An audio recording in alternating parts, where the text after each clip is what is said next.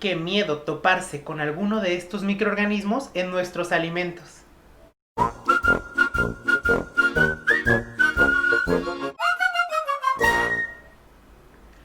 Hola, ¿qué tal? Muy buen día. Yo soy Jorge Muñiz. Muchas gracias por acompañarme en un video más.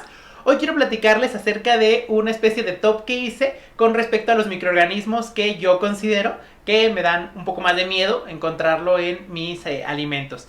Cabe señalar, bueno, que yo para poder armar este top lo hice en consideración de la severidad de la enfermedad y también de cierta manera en qué tan probable es que se llegue a presentar. También les quiero decir que es como un acomodo muy personal, así que si ustedes tienen un top diferente, pues les sugiero que me lo pongan en los comentarios, así vamos comparando y podemos debatir incluso un poco. Y también les quiero decir que toda la información que voy a presentar aquí se las dejo en el link de aquí abajo en la descripción, que los va a llevar hacia un libro publicado por la FDA, que es el libro de Bad Books Book, que es como el libro de los bichos malos. Entonces, sin más, comencemos.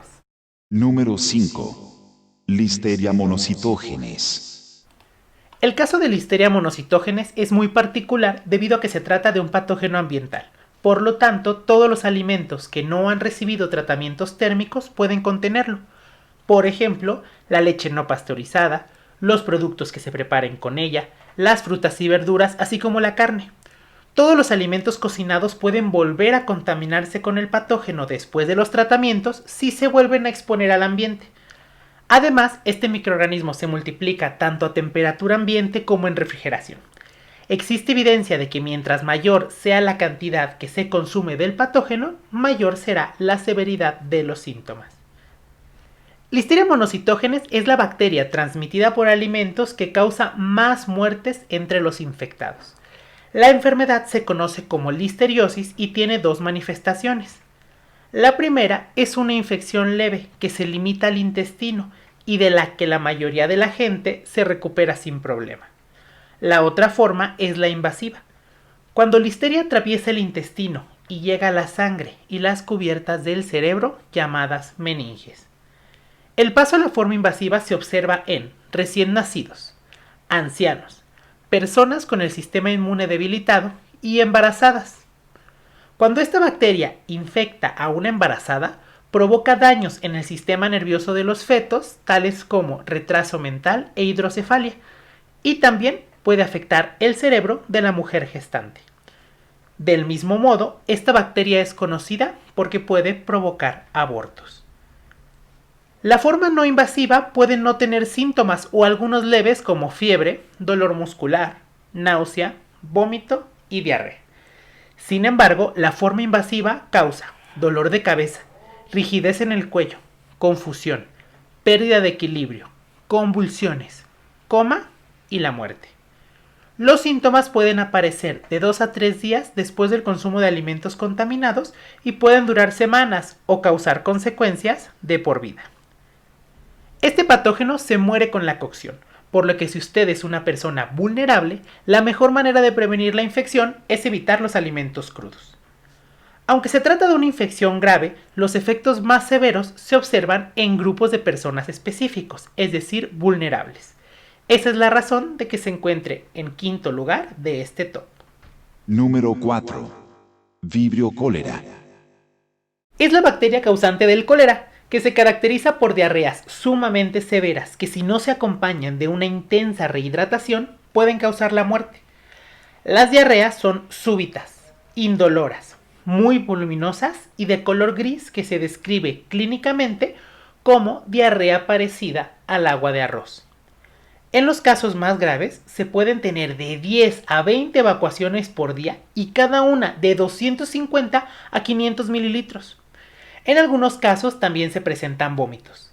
Las personas fallecen a causa de la severa pérdida de líquidos, por lo tanto es más grave en niños.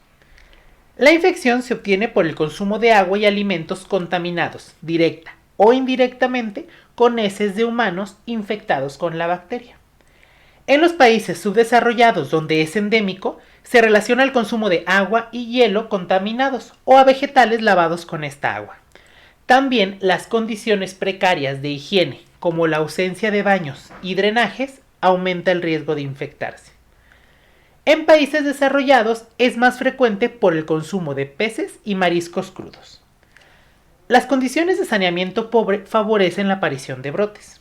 En 2005 se presentó uno en Estados Unidos después del huracán Katrina, y en México se observó una epidemia durante toda la década de los 90, y en los últimos años se han registrado casos aislados como los ocurridos en 2010, 2011 y 2012 en el estado de Sinaloa. En 2013 se originaron brotes y casos en el Distrito Federal, Hidalgo, Veracruz y San Luis Potosí. Actualmente el cólera en el país se mantiene bajo control epidemiológico. La cocción y los tratamientos de potabilización del agua destruyen al patógeno. Por lo tanto, la mejor manera de prevenir el cólera es consumir solo agua potabilizada y mariscos cocidos, así como lavar frutas y hortalizas con agua potable.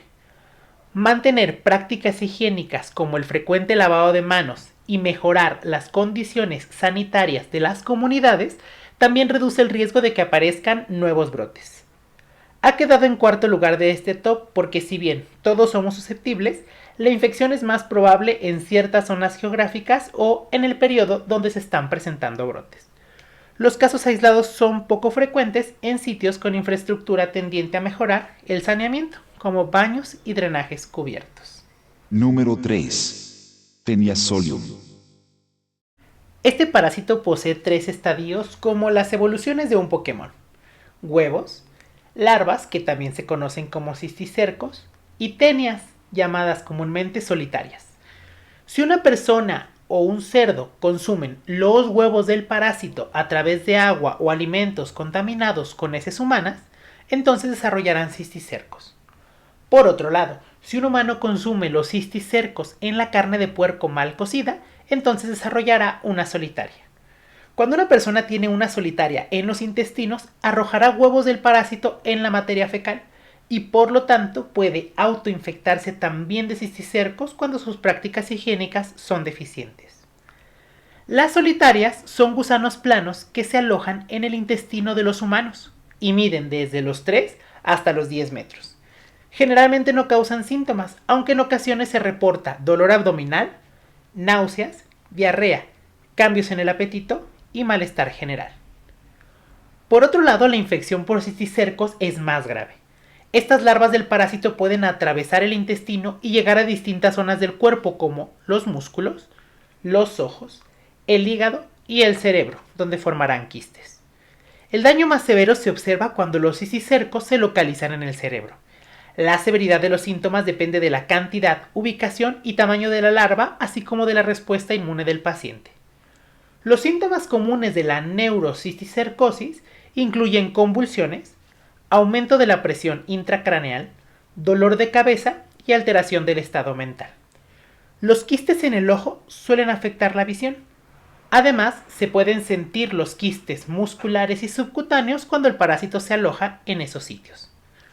Los cisticercos pueden sobrevivir por tiempo indefinido en el cuerpo de un infectado. Incluso los síntomas pueden aparecer varios años después de la infección. Eliminar a estos parásitos es complejo y suele involucrar tanto tratamientos con antiparasitarios como la remoción quirúrgica.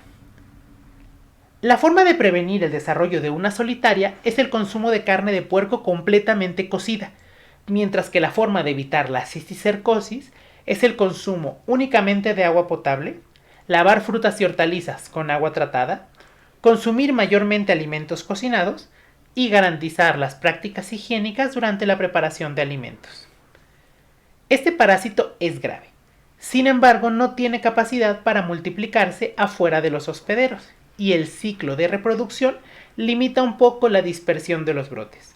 Por lo tanto, se mantiene en el tercer lugar de este top. Número 2. Salmonella typhi. Salmonella es probablemente el patógeno transmitido por alimentos más estudiado. Existen más de 2.700 serotipos de Salmonella. Todos ellos causan salmonelosis, una gastroenteritis con severidad variable. Sin embargo, es el serotipo typhi el de mayor preocupación, porque causa la forma más grave de la enfermedad, conocida como fiebre tifoidea. La fiebre tifoidea es una infección potencialmente mortal exclusiva de los humanos y se adquiere por el consumo de agua y alimentos contaminados directa o indirectamente con materia fecal humana.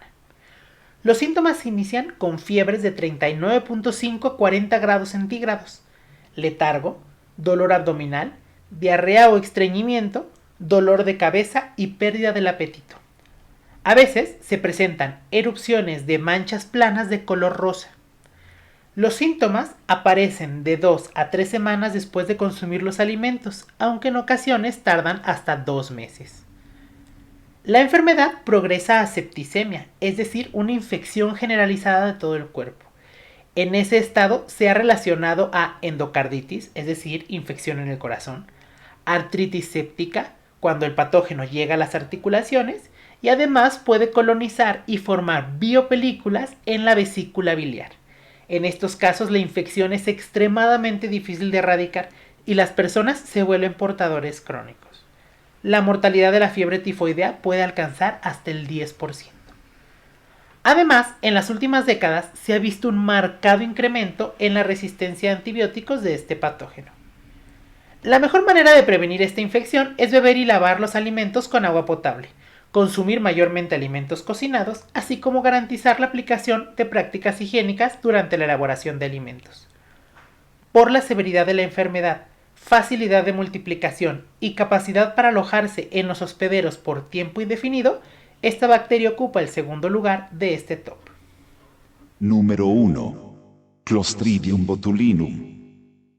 Este microorganismo es un patógeno ambiental, así que cualquier alimento puede tenerlo. Además produce una endospora, la cual es una estructura altamente resistente a tratamientos térmicos y químicos que conserva una copia de ADN para que el microorganismo pueda resurgir después de una cocción o una desinfección. Por suerte para nosotros, no es la sola presencia de este microorganismo lo que nos preocupa, sino que se den las condiciones para que pueda multiplicarse y por ende formar la toxina botulínica. El consumo de la toxina botulínica produce botulismo, que es una intoxicación grave, ya que esta neurotoxina provoca parálisis en los músculos, incluidos los del tracto respiratorio, lo que lleva a los afectados a morir por asfixia. Existe también el botulismo infantil, que ocurre cuando los niños menores de 1 año consumen esporas y el patógeno crece en sus intestinos y ahí dentro forma la toxina. El botulismo infantil es una de las causas reconocidas de muerte de cuna. Los síntomas iniciales pueden incluir visión doble, visión borrosa, párpados caídos, dificultad para hablar, dificultad para tragar, boca seca y debilidad muscular. Si la enfermedad no se trata, los síntomas pueden progresar a parálisis de los brazos, piernas, tronco y músculos respiratorios. Los pacientes con casos graves que involucran parálisis de los músculos respiratorios pueden necesitar ventilación mecánica y cuidados intensivos durante semanas o meses. Por lo general, los síntomas aparecen de 18 a 36 horas después de ingerir los alimentos, aunque se han reportado casos donde aparecen en menos de 4 horas después del consumo. Algunos picogramos, es decir, la billonésima parte de 1 gramo, son suficientes para causar la intoxicación. Para que Clostridium botulinum forme toxina, es necesario que se mantenga en condiciones de pH superiores a 4.6 y en anaerobiosis, es decir, aislada del oxígeno. Históricamente los brotes se ocasionaban por el consumo de embutidos, enlatados y conservas. Sin embargo, estas industrias han avanzado mucho en medidas de control y tratamientos físicos y químicos, de tal manera que actualmente es muy poco probable enfermar por estos productos. Sin embargo, los brotes siguen ocurriendo, pero principalmente se asocian a conservas caseras. En el caso de los niños menores a 1 año, el origen de las esporas puede ser ambiental, aunque se relaciona principalmente con el consumo de miel. Por lo tanto, los niños menores de 1 año no deben consumirla. Algunos productos frescos como los champiñones empacados con cubiertas plásticas de cloruro de polivinilo también han causado brotes. Algunas cepas de este patógeno pueden multiplicarse en refrigeración, por lo tanto las conservas aún refrigeradas pueden representar riesgos. Cuando se preparan, las conservas caseras con pH mayor a 4.6 deben tratarse con el producto ya envasado y en una olla de presión durante al menos 25 minutos, que se contarán una vez inicia a salir el vapor. Otra manera de prevenir la intoxicación es hervir el producto durante 10 minutos justo antes de ingerirlo para destruir la toxina. Los alimentos que la pueden contener son pocos, pero la baja dosis letal, así como la pronta aparición de problemas respiratorios, la necesidad de asistencia mecánica para respirar y la muy frecuente letalidad hacen de este patógeno y su toxina la peor y más severa enfermedad transmitida por alimentos. Muchas gracias una vez más por estar aquí. Espero que la información haya sido de utilidad y nos vemos en nuestro próximo video.